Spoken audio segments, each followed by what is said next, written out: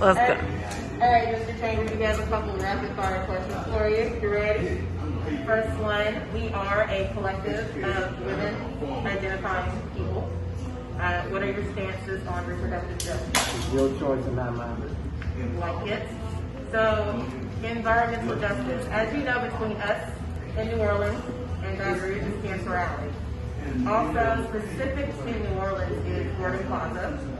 I support the fully funded, fully relocation of the city of Gordon Plaza. Awesome. And another interesting one, canal lighting between the lower line and the upper line. With canal lighting, there's a lot of dredging of the water that's there.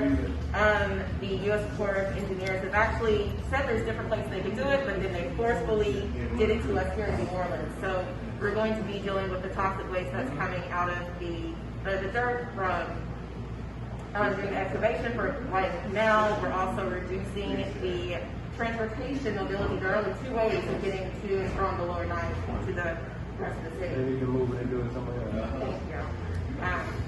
And it's totally federal that can stop that. And then in regards to Cancer Alley, a lot of these chemical factories are where there are poor black people. And that's by design. The land value is low, they move in, they're predatory upon us. What can we do to stop the additional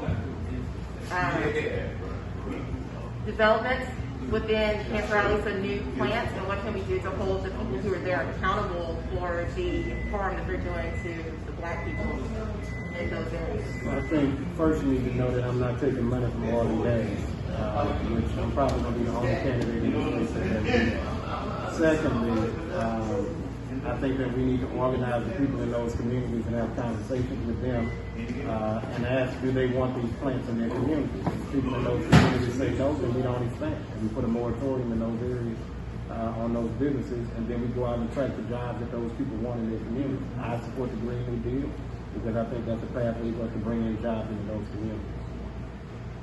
I understand the value of oil and gas and jobs, but I understand the detriment in the environment, right? And I think that you can't address one without addressing the other, because there are thousands of people with jobs that work in those industries, black folks especially. My brother-in-law being one of them that takes care of my sister through an oil and gas job. But I know that he doesn't care whether it's oil and gas or windmills. He cares what he gets paid on his check. And so if we can go and attract those businesses to our state, I think that that's the way in the direction we need to go in.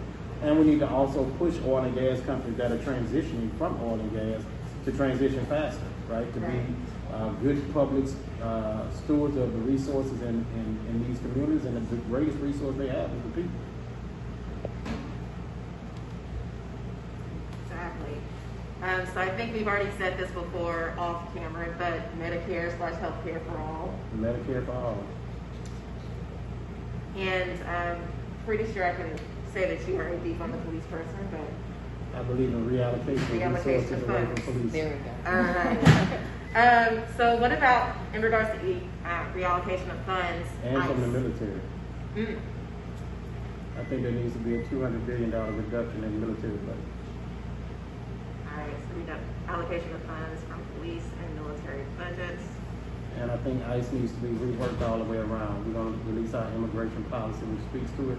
Specifically in this area, there's people of African descent that have been detained by ICE. That's a problem for me. Deporting our people out of this country. I want to see how many Europeans you deport. I know. Okay. Look, people overstay student visas, but it's not a big deal, so whatever. So what about in regards to policing qualified immunity? Get rid of it.